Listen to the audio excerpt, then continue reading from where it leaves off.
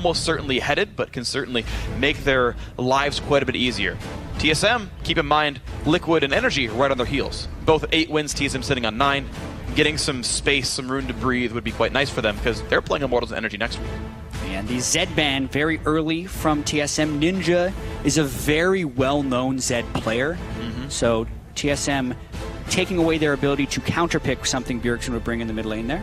Yeah, problem for TSM, they only get 3 bans, not 4, so you can't ban all the ninjas out of the game, guys. Zed is not enough. Shen, Akali, and Kennen still exist. Yeah, and that's what Ninja's going to bring out next. Yeah, he has the Akali mid, the Bruiser Akali that we haven't seen in competitive. Stay true to his lore. Exactly. He's only allowed to play Energy champions. But yeah, Corki also off the table. Nidalee, Kalista, Renegade's just... It's interesting as well because we know Crumbs is a good Nidalee. We know Freeze has a great Kalista. But they're just kind of chopping things off the top that, though both teams can play it, they really don't want to give TSM no Kagi for Renegades. So I wonder what this leaves up as the exciting first pick here. It could be Gragas with Nidalee gone. It could be a Nautilus, as always. Yeah, Nautilus is trending upwards as far as what is willing to be first picked. A lot of the other power picks are taken, and surprising number of target bans here. LeBlanc and Zed I would both consider as target bans in this matchup, which means we have more power and flex picks to come through. Gragas is one, Heimerdinger is not one, Nautilus would be another. Maokai is not an early pick at the very least. Alistar and Braum are things that people are fairly willing to trade as early power picks. Yeah. And Rammus, I don't think you need to rush because of what other champions are still available here. I think you can kind of trade that equally with Nautilus and just pick something else stronger, or that is strong, kind of earlier in the rounds here. Early Lulu for Bjergsen does kind of fit the profile of things that you might want to first pick here. Yeah. And that will be the lock-in here. So TSM, a Lulu flex to start things out. Yeah, Lulu's fallen off on a lot of teams' tier lists, but TSM did have a lot of success with it yesterday. But it was paired with the Kog'Maw, which they are not able to pair it with today. I do think it's going to go mid, even though it has the chance of going top lane, just because that's what we've typically seen from Bjergsen. And the funny thing is, yesterday they paired that Lulu with Kog'Maw, which they've actually now banned here, so they can't run the same composition exactly. I still think Jugger Jinx is very good. We got to see that in China, actually, and it was played very well by PentaQ, who just crushed people with IE Shiv Hurricane, just rockets all over the place. It was great. Just freaking decked people. It was great. I think Jinx is super happy. But Renegades, once again, second time in a row, an early pick on the Graves here. Wanted to give that to Seraph. Crumbs gets the Gragas with the Nidalee gone. Does give them the highest priority jungler left in the field. I still think there's a lot of potential for Graves. Seraph has had a lot of success with it. Wasn't a huge fan of the way he completed his Death Dance build yesterday, going for a Bloodthirster where I would have liked to see a Phantom Dancer, but it's still a very strong pick in the right hands, and it doesn't really give anything fully away. I don't think there's many things you'll pick in lane to be like, oh yeah, now I can't play Graves. Yeah, Seraph, his third Graves game in a row, a win over Dignitas and a close loss to Cloud9, though even in the loss he went 3-0-6, if the stats are correct here, so Seraph's certainly been good at the champion. We'll just see what else he can do. Although when I say that I don't think there's many things you could pick in the lane that is like, oh yeah, now I can't play Graves, they were hovering Rammus earlier. So like, that would be a thing that you could pick and then say, now I can't play Graves. Rammus definitely can mess with Graves, but now look at this one. Braum picked up, no surprise there for support, but yes, we get another Jhin. So our third North American LCS AD carry to bring this one out. Sneaky did pull a win with it earlier, but now Doublelift gets his chance to bring this champion out, and I want to know what Doublelift does with his champion. It's more about skill shot accuracy than your raw mechanical talents, so I want to see his take. Yeah, I don't think that Lulu Jhin is particularly a great combo, so I'm thinking the TSM will need to round out the rest of their team comp with someone who can really benefit from Lulu move speed or pace. Right. You either need a bunch of burst or like more engaged tools so that Jhin can set you in, or like more pokes so that you can just whittle people down. Yeah. Ooh. So Bard coming in for Hakuho. The Lissandra picked up here for Ninja as well. They're actually leaving the bot lane AD carry pick for last here, it looks like, for Renegades, which surprised me quite a bit. Bard wasn't going to be contested, nor was the Lissandra, so showing a hard engaged team at the start, and then they're followed at the end. Same time, Renegades does play very heavily around Freeze, so maybe Freeze wants to see how much dive or tanks he's going to have to deal with since the top laner hasn't been picked yet.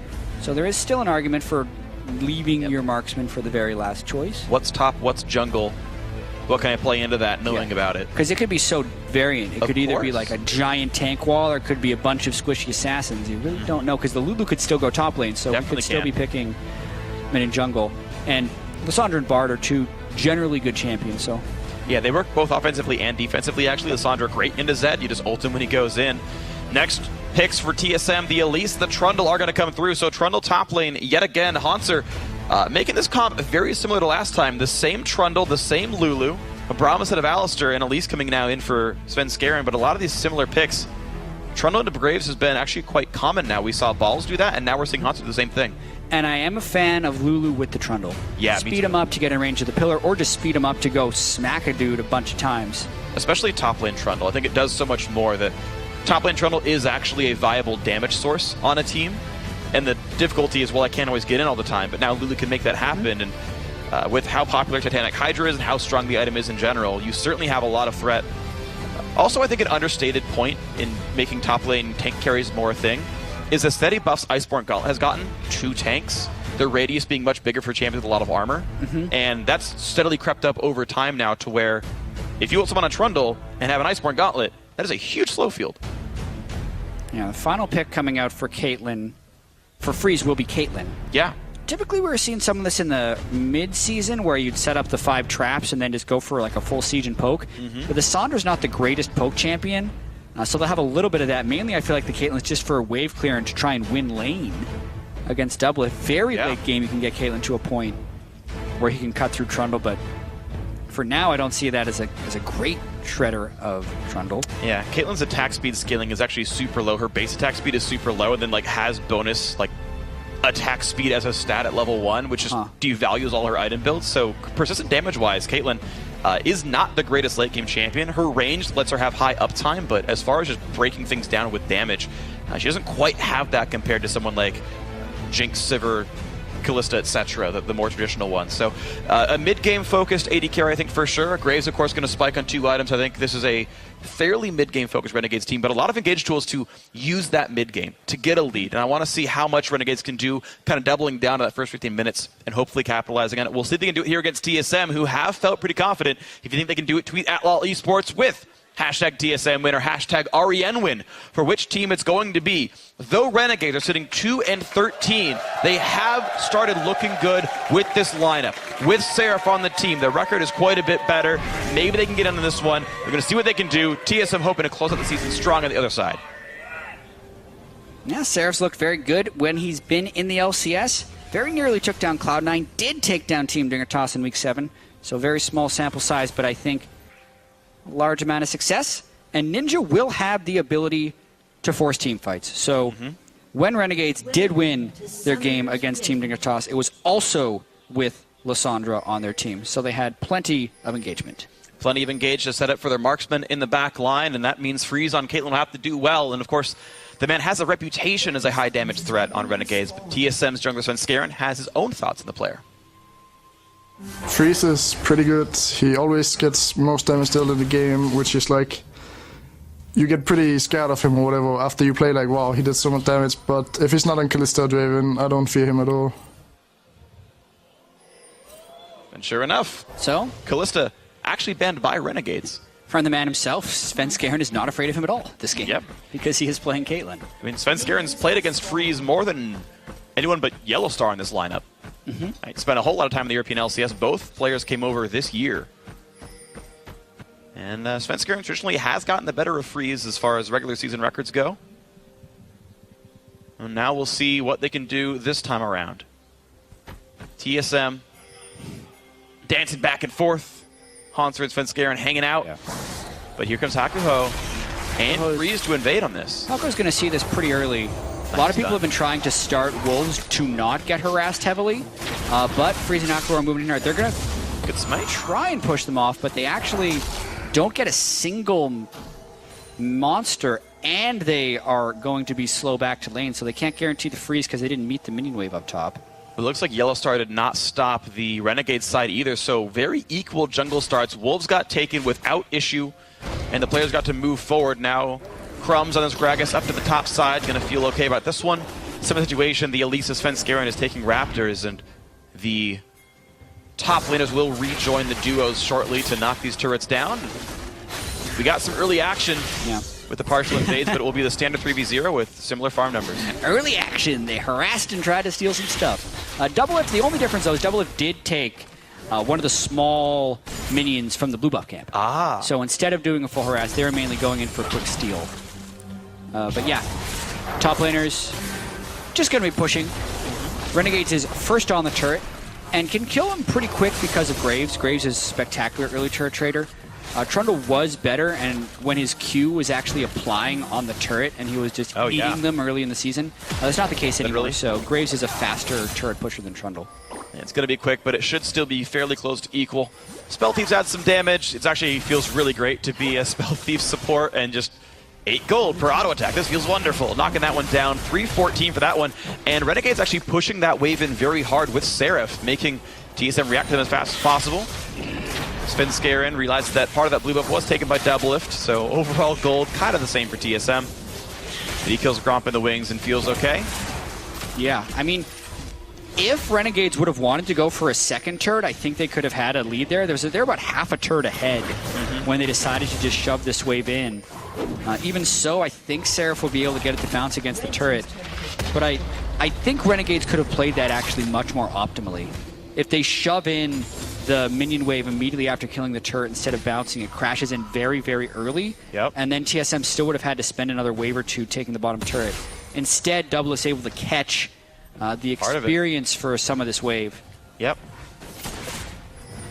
so we saw that also the freeze was broken pretty quickly by the Trundle over there. They had a deep Trinket Ward that spotted that Bard was coming down from the Renegade side. And so we saw Hanser actually shove the wave back out, realizing, yes, when you have the lane swap part 2 and the dual lane shows up to the dead turret, push the wave in because they're going to want to push your turret down. Freeze and Hakaho trying that right now. Set a little bit back by the pushing that the Trundle played by Hanser did. But of course, a similar situation for TSM on the other side. Cole, 5 pink wards for Renegades, by the way.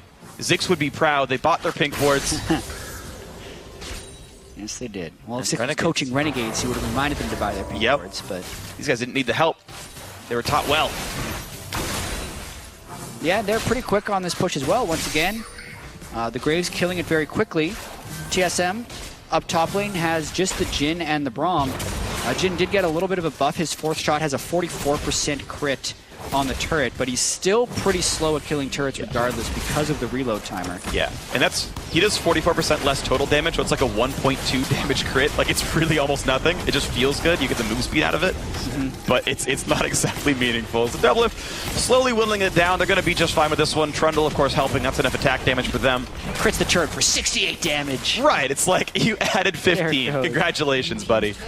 You still had to reload. Yeah, but basically because Seraph kills turrets so much more quickly, Renegades is able to transition to a very early dragon without losing lane pressure. Yeah, double longsword. Certainly, they're just faster at it. And yeah, the turret dies in the top lane as dragon's going down.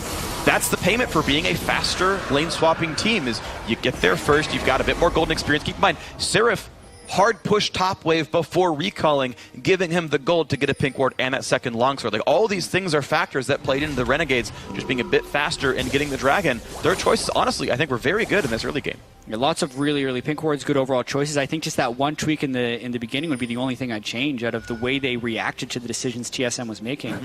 So again, a good early strategy from Renegades. 6 of the first 15 minutes have been pretty clean, but we've yet to see the first fight or the first big mistake.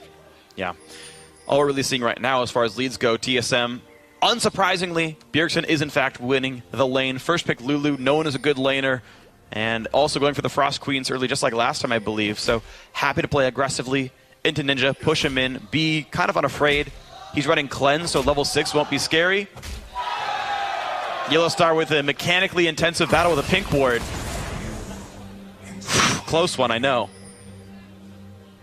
Yeah, and speaking of that mid lane too, as Renegades continues to take the neutral objectives, Bjergsen forced, so to speak, Ninja into a defensive build with the early Negatron cloak, but is instead just going for the full greed build on Lulu, very quickly going for the Frost Queens for the gold generation. This Rift Herald, though, is interesting choice by Renegades. They get first Dragon, first Rift Herald all before 7 minutes. And normally when a team does this, they pay for it with lane farm. Right? This actually happened against TSM in their game yesterday where we looked up and Doublelift was 30 CS ahead of the opponent 80 carry. But that's just not the case here because Renegades has done it more efficiently. They have, absolutely. Haunter not allowed to land on the top side of the map, of course. There's a Caitlyn and a Bard, and now, you know, the rest of the team. And keep in mind, again, Renegades will be faster. They've got the Graves. They've also got the Rift Herald buff. Yeah, TSM can probably match turret damage, but they're 20 seconds slower. They're facing a huge wave of Rift Herald. That's Renegades huge. are faster at this. Yeah, Renegades can very easily push down for an inhibitor turret. Unless TSM sends everyone back, they're trying to finish the turret to avoid a big loss, but they're only sending 3 people down, and those Rift Herald minions are going to push fast. Rift Herald, Graves, Caitlyn. Renegades are faster at this. TSM continue to play the 3v0 game, except the other 3 are better at the v0 part of that equation. An extra turret kill for Renegades from all the choices they've made, not to mention the dragon they also picked up. Lane Really swaps, well done. lane swaps, lane swaps. Well, Renegades has put in their practice for sure. And they know that the strength of the Graves Caitlyn is just a faster pushing team than what Jhin can offer right now. I could kind of see the argument for TSM to be okay with turret trading because Caitlyn is a lane bully and they're dodging that, and Doublelift is technically getting more farm than the Caitlyn. He is also stacking up his call. And I think TSM thinks they are superior in team fights as well. So a lot of times trading turrets is a way to just safely get to that. But that's the cost, right? They now have an exposed inhibitor turret less than 9 minutes into the game. Yeah.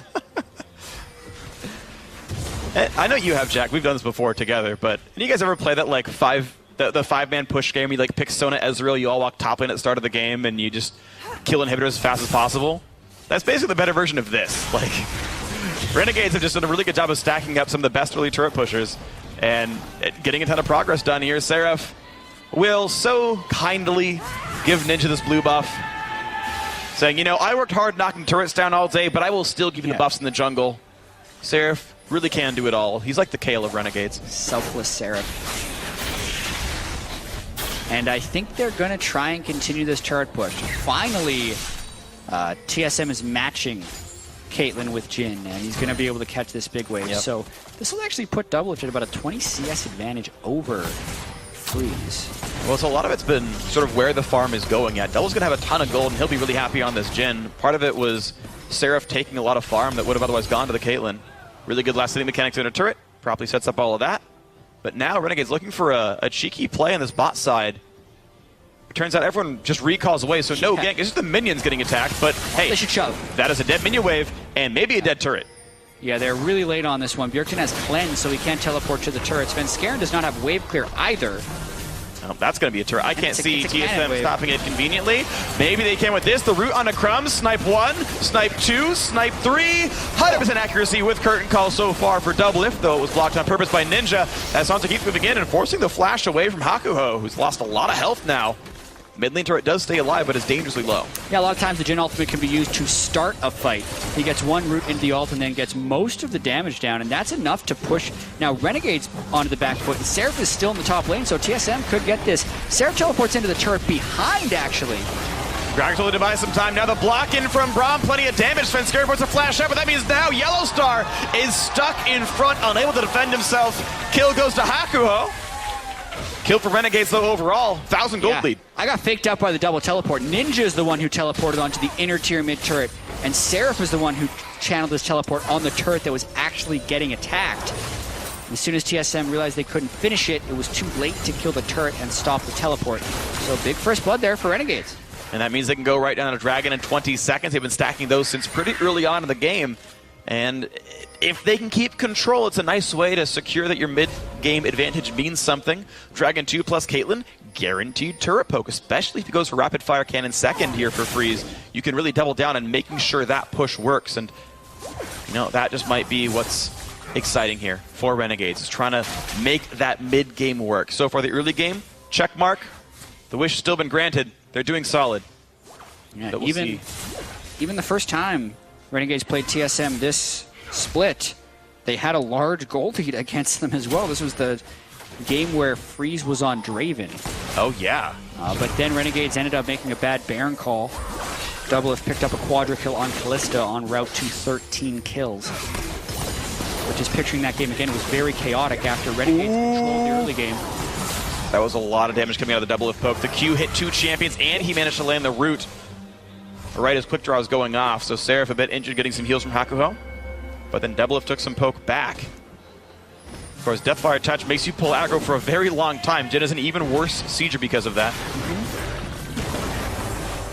But Deathfire Touch, totally worth it. Totally worth it. The ultimate.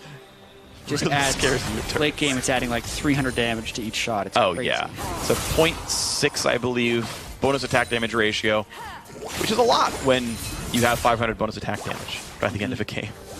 The math adds up 300, by the way, if you were curious. We lined up well there, Jet. Good job, us. Just picked a number at random. That was incredible. And then I found math that suited it. Synergy. We should be on duo queue. We'd win. Would we? I don't know. I would game the system. I would just tell you what to answer regardless of the question, and just be like, "What's your favorite food?" Blue. He said blue. Woo! That's what we would do. Meanwhile, Hakuho, Not allowed. Not in this one. It's Hanser versus Crumbs. Hanser runs, gets knocked back nice right ult. into Seraph's waiting arms. The body slam as well. He has flash, doesn't choose to use it. But it does mean that a dragon goes over to TSM, but a cost for the top laner. Yeah, lines up right for the Rift Herald for Renegade, so it ends up being a objective trade. Would stop the overall 5 dragon stacking. I think it was generally smart of Hanser not to use his flash, but not smart of him to be there in the first place. Kind of solo walking through enemy territory without any deep wards or vision on the team. It was a well-placed ultimate by Crumbs to help secure the kill. Super good stuff. Super, super awesome here for Renegades. They sit now almost 2,000 ahead of TSM. The dragon stacking, I should say, was slowed down, which I don't know if it's going to mean a whole lot here. It's just a consideration to think about. They got the first one so early, but now that pacing is going to be off. Freeze actually rushing for early Berserker's Greaves, so is really going for a damage-focused build. This is going to be as DPS possible as he can get. And, you know, Freeze is going to have to be one of these carry threats, of course. Plenty of farm on him, and we'll see what he can do with it. Svenskeren said he wasn't really worried about him if he wasn't on Draven or Callista, but Caitlyn has damage uptime, and that can matter a whole hell of a lot. Yeah. And the dragon stacking can matter as well. It hasn't mattered much for most NALCS teams, but I do feel like Renegades is a team where it would matter more, only because they've had so much trouble actually closing games that having that insurance policy of getting stacking dragons and being ahead, maybe getting 5 dragons to win the game, is huge, but the longer the game goes, the more chance they would technically have to make a mistake and lose their lead. Absolutely. Which, by the way, they again have a 2,000 gold lead. Yep. Slightly missed Griddle lands there. Good dodge by Freeze. Now an invade towards the topside jungle. Svenskeren and Yellow Star in tow. Trading wards in the brush. They won't sweep that just yet because they want to knock down the mid lane turret, but they don't do too terribly much damage. A root onto Freeze. Deathfire Touch on him. Double is slowly whittling some damage in. A nice knockback. Repel comes in from Svenskeren, but Hanser's the target. Miscommunication. Bard stops the Caitlyn damage. The barrel doesn't even get exploded. That could have been some more free damage coming out, but here comes Ninja. Or not.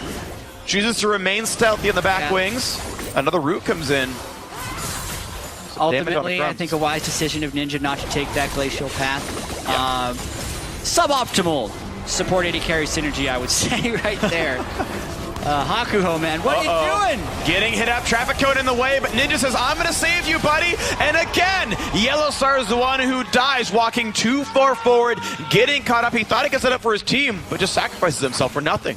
Yeah, 3rd kill of the game for Renegades, and I agree with you. It's support 80 carry synergy, just not quite there. Your damage dealer is way back there. You don't need to be up there blocking with your shield if you're Yellow Star. Hakuho also cost a lot of damage onto Hanser when he tempered fate the ace in the hole earlier. 3,000 gold lead, it just continues to grow for Renegades. And Devil Lift is going for the Essence Reaver build here, so really, again, less focused on hard carry, more focused on the spells coming out. The Great Root sets it all up. Yep. Yellow Star just kind of jumps in front. He's trying to save Hanser. Straight into a Bard stun. Yeah. If he hadn't have jumped to Hanser, I don't know if the Bard Q would have even hit the wall. It could have just been a slow. Yeah, you're right. I think he wouldn't have been stunned. I mean, maybe Ninja could have followed up on him. It's tough to say. I think he may have saved Hanser's life with everything considered, but certainly it's Yellow Star dying. That's still 450 gold. Absolutely. Okay. Renegades once again back on the siege game. Ninja's ulti already back up, actually. Plenty of cooldown reduction on him. 20% from items, likely more from runes. And once again, we see the teams walking back into the mid lane. Yeah. like it's Howling Abyss. TSM is going to continue to try and siege right now. Meanwhile, Seraph is growing a CS advantage in the top lane that would eventually be able to use to dual Trundle, but as of now, Death Dance versus Titanic Hydra. If Haunter had Boots of Swiftness, I think he'd win the duel, but he does not. So Seraph would be able to just kind of kite all around the Trundle. Therefore, they're grouping in the mid lane, but against the Caitlyn traps, they're really not able to get any ground in that mid lane. And really just trading back and forth, and the occasional kill comes through. Renegades have been occasionally picking off champions, but it's TSM hoping to hold the line, right? They know Renegade's goal is this siege, this mid-game Caitlyn. The traps come down, he's going to do what he can with this one. And Caitlyn not doing anything is not the worst thing in the world. 3 points in traps, did finish maxing Q first. I've seen players actually put more points in early to max that earlier on in the game. Not the case here for Freeze. Standard stuff, max Q. For sure. Gotta get that wave clear out. Yeah.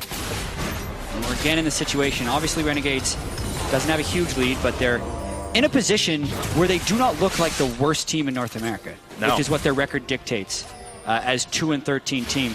And they've had all of these hopeful starts, which would be encouraging for Renegades as they move towards the promotion tournament, because if they're sticking with mid or even sometimes top tier teams in the early game, then one would hope that with enough practice of that on stage, they would be able to close a victory, right? I feel like for the team's morale, it's absolutely critical that they pull an upset before the year is over. And again, they are in position to do so. And they got one over Team Dignitas earlier on. If you, again, use records as the indication of who's supposed to win, which got them their second win, and maybe they can get up to 5. That's the high point there for Renegades with 3 games to play, including this one. Freeze once again holding the mid lane, but look at that Ninja split pushing quite nicely, getting a lot of farm on him. 203, actually. He is well ahead of his lane opponent of what would be that Lulu, of course. Ninja's getting plenty of the farm, and Devil's been kind of getting all the mid lane farm. It's taken away from Bjergsen. Of course, he scales better with gold, so why wouldn't he be? Yeah. I mean, all that 5-manning in the mid lane for TSM has starved out Bjergsen a little bit. He still has the gold generation from Frost Queen's Claim, but not enough, and they don't mark him before he hits Freeze gets hit, then flashes, spurns Summoner heal. There's the support synergy with the AD carry right there. Hakuho. Good putting ult. Tempered Fate down on a double lift as Freeze was really scared of the curtain call. And even still, Freeze lost both summoners for that play, so Spooky goes from Bjergsen into the Fate's Call, making it pretty nice. Yeah, but the next time TSM sieges up here, they will have to deal with Ninja, who is setting up for a flank. He also has teleport on the Lysandra. And also big minion wave down to the bottom lane, so he might try and draw Trundle attention. TSM just lost wave control here. Bot lane is already under turret and still not cleared. You're seeing Hanzo show up now, but Ninja can do some damage, slow him down. Now he's got to claw away from the pillar. He's taking a lot of punishment.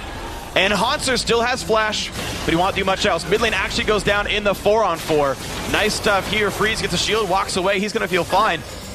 Brawl to use for basically nothing. Mid lane finally goes down. Renegades got the rest of the chip damage they needed, and are now 4,000 gold up. Yeah, and Renegades is winning wave control overall. That's one of the big reasons they've been able to get that advantage. Of course, the push bottom lane to take Trundle out of the fight, and then they push very strong as 4 in the mid lane. But while all that is happening, they already had a wave pushing on the top side. So at this point, they have teleport on Seraph. He's going to shove that into, by the way, what is an exposed inhibitor. So if they get enough minions up there, they could actually create inhibitor pressure with that giant minion wave. Or Seraph can teleport down. But Hodge is going to have to be in base to essentially deal with what could be a giant wave crashing into their inhibitor. Yeah, it's going to have to come really soon. Problem is, Dragon being up, right? There's just different sides of the map that TSM are being pulled to, that Renegades are just playing quite a bit smarter. Does not land the flash, but he still lands plenty of barrels. Devil's running out of health rapidly, and in comes Ninja. Who are they going to focus? Yellowstar blocking a bit of damage, now flashing away to stay alive. Hakuho goes down to Sven Scared as he kites away. A lot of damage from Freeze, can't quite kill him off though. Snipes in the side from Double Lift, nearly takes down Crumbs, and he does do it! Lands the entire curtain call, but a trade kill still comes through as Ninja knocked down Sven Scare, and overall, 2-for-1 advantage TSM. This is now a 4v3 on the map, but many recalls forced, and as Trundle backs up, some more damage on a Ninja. I think that fight comes way more down to execution than it was the call to fight. We look at the way Crumb starts it. He misses his body slam, that's a lot of damage down, and then he can't direct perfectly where he wants Double Lift because he actually wanted him closer to Seraph. He knocks him into what is his only retreat path. Double Lift from Bjergsen can then run away up the top side, and then Seraph even missed his Q on the very top.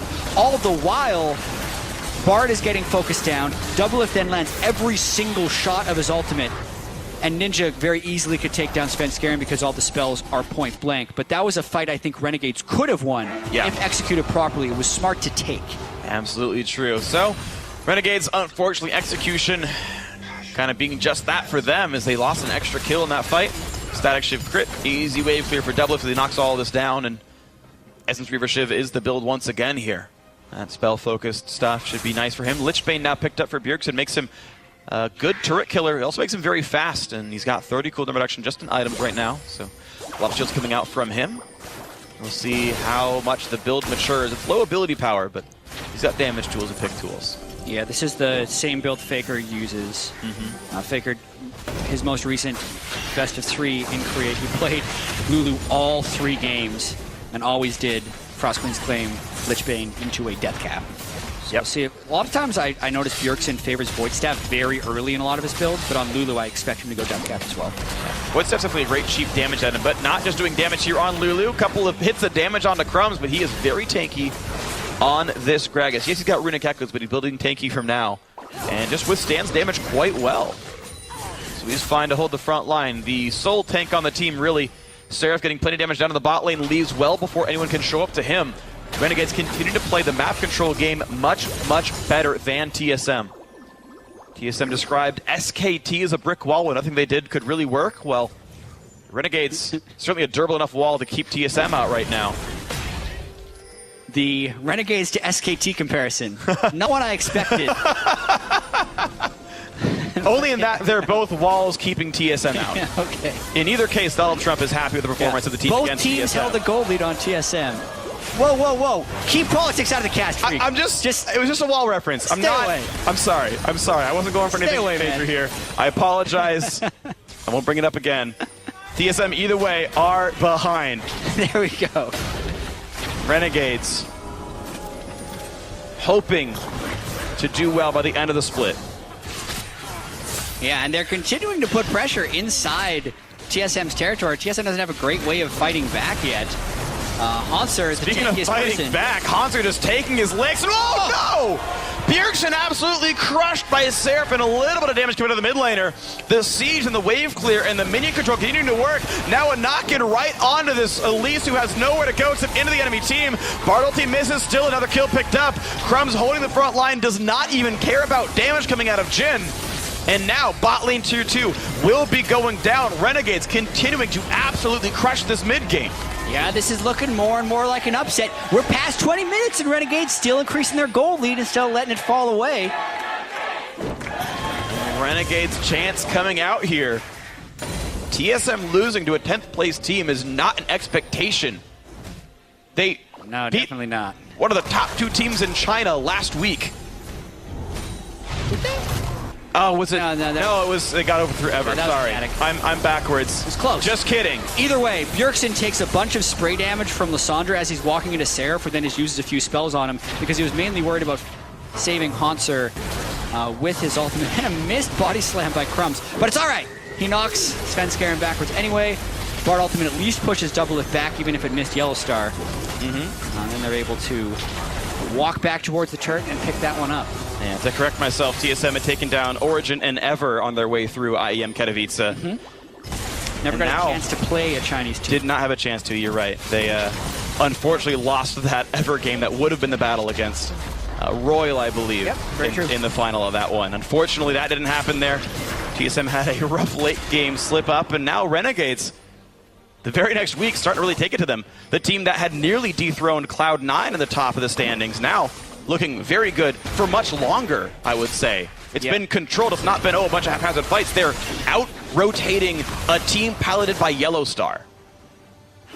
And it's super encouraging. Yeah, well, a lot of the questions about TSM are wondering whether or not the team is actually piloted by Yellow Star and how crazy their communication can be. Bjergsen, a very vocal person. Yellow Star, maybe not as powerful of a voice within the team.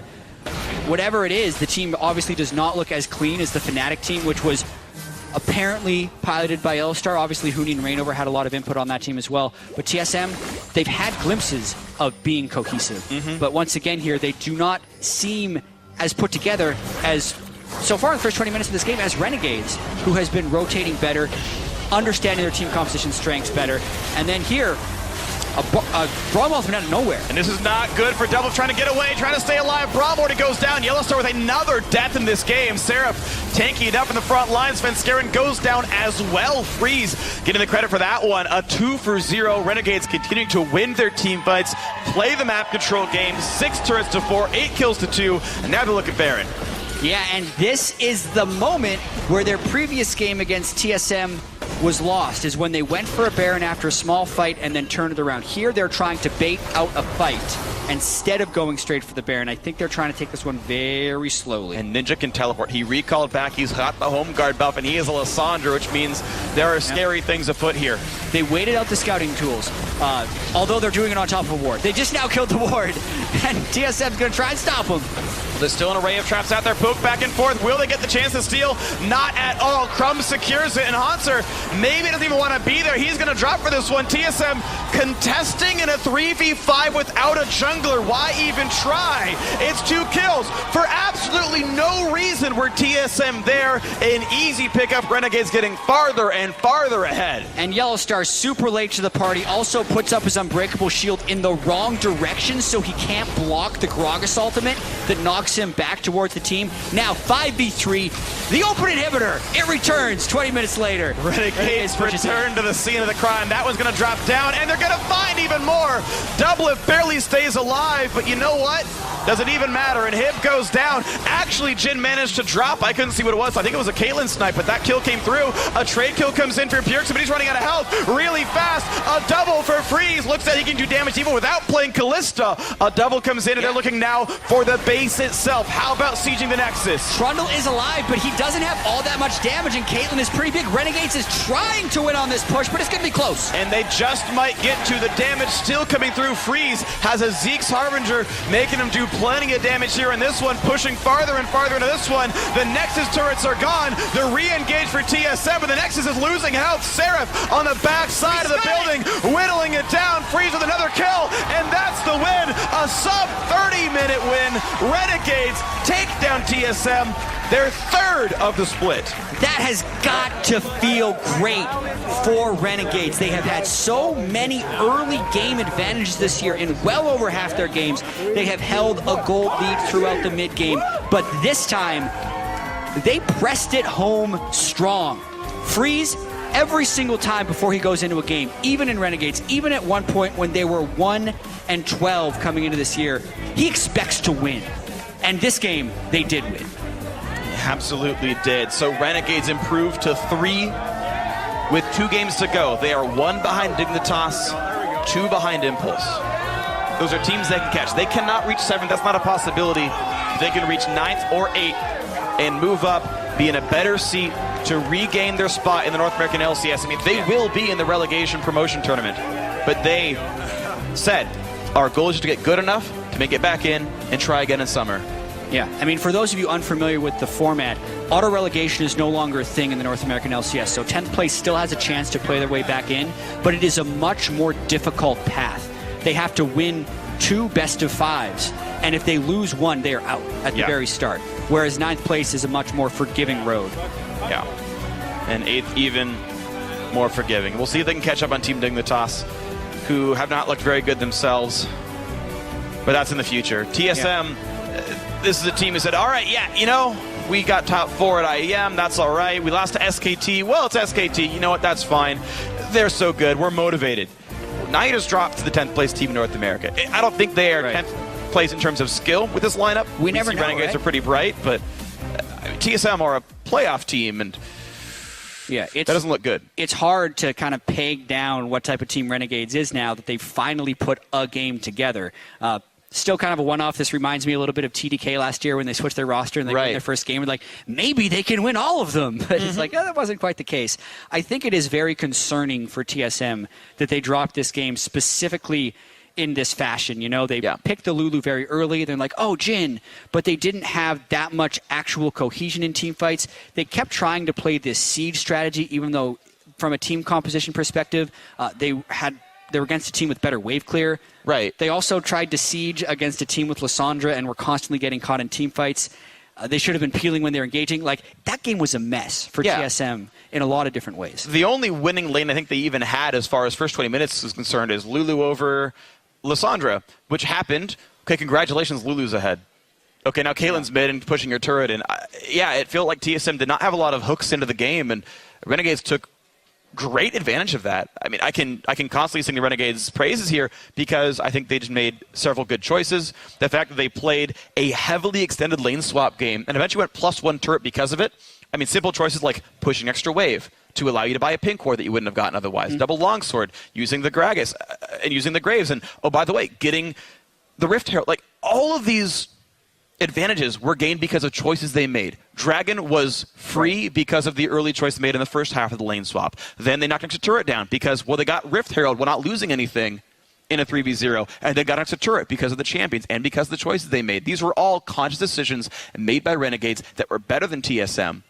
Yep. And the advantage just kept growing. And they also played the team fights fairly well, whether it was catching someone on TSM out of position or funneling in well. There was the one team fight where they actually didn't execute that well, but because it was a smart choice, it was only like a 1-for-2. Yeah. That was the worst fight they ever did. It was a -1 where they just recovered and just tried again later, and it worked out beautifully. Freeze did super solid overall as a player. His endgame build ended up being Iogen Hurricane into what was a static shiv or a rapid fire cannon next. So just a high damage uptime build, 5-0-6. Looking at the actual damage chart here, it's got to be super high. Yeah. Highest in the game, 18,000. Yeah, Freeze just was the consistent backliner they needed. Yep, Caitlyn, not one of the Draven or Callista things that Svenskeren is fearing, but we actually have a replay of the last fight that I want to take a look at one more time here, because Renegades was so strong, they already had 2 people down, and at this point, they're just trying to get a couple kills because they know if they can get double it down, they can probably end the game, and we were wondering what killed him at the very end of this. It was just an ace in the hole, and no one could get in range to block it. Bjergsen maybe could have walked over. He had his flash. He could have flashed to block that. Instead, he's going aggressively to chase in, but there's only 2 people really alive on his team. Freeze can easily take him down because he's just a Lulu with no armor items. Yeah. And then Renegades can continue on. Yellowstar now alone. Haunter comes in, but there's a bunch of melees. Gragas, Graves, Caitlyn, Lysandra can keep him at bay quite well. Really just a bunch of split decisions going wrong for TSM, and Renegades, a team that just got 2 new players a week ago, was looking like they had stronger cohesion down the stretch. Ninja really nice buying of time with the Zonias at the end there. Yeah. And Freeze is able to finish off the Nexus. Totally agree. So TSM, I think their final defense definitely haphazard. They could have waited for respawn timers. It was early. It's 28 minutes. They could have gotten those players back up and lost top inhibitor, but fought for the Nexus. Multiple 3v5s, dying over and over again. Sloppy game. Renee's taking advantage on a very clean one, but props them for the win. Super deserved by these guys. We'll see what they can do in the last week of play. But for now, I'm going to check in with Dash. She's got an interview with 2 of our winners. Thank you very much, gentlemen. I am here with Freeze and Crumbs after what has to feel good, a victory over TSM there for you guys, and honestly, in very clean, deliberate fashion. And the very first thing that I want to approach with you guys, I'm going to come to you first, Crumbs, is that from week 1, we've actually looked at this team and looked at the stats and said, this team has a great early game, right? So something is clicking there. What is it, one, about the early game that you guys understand or have practiced so much that you understand it intuitively and can create these advantages where other teams struggle to do so? I think a big part of our early game actually just comes from the laners being very good laners. Like, Freeze takes a lot of pride in his laning phase, and our solo lanes, be it Seraph or Ninja or Alex or RF or Flares, are really focused on their laning phase, and that gives way for a lot of early plays to happen. So maybe they get somebody low, so you have an early tower dive or really good opportunities to gank. So I think that really comes down from our early game, and then that makes my job very easy to just decide where can I help, and that gets us that early game advantage. So then looking at this game specifically, Freeze, we saw that you guys were able to get a turret advantage, and it being an inhib turret, kind of due to your guys' acceleration of the game in that lane swap.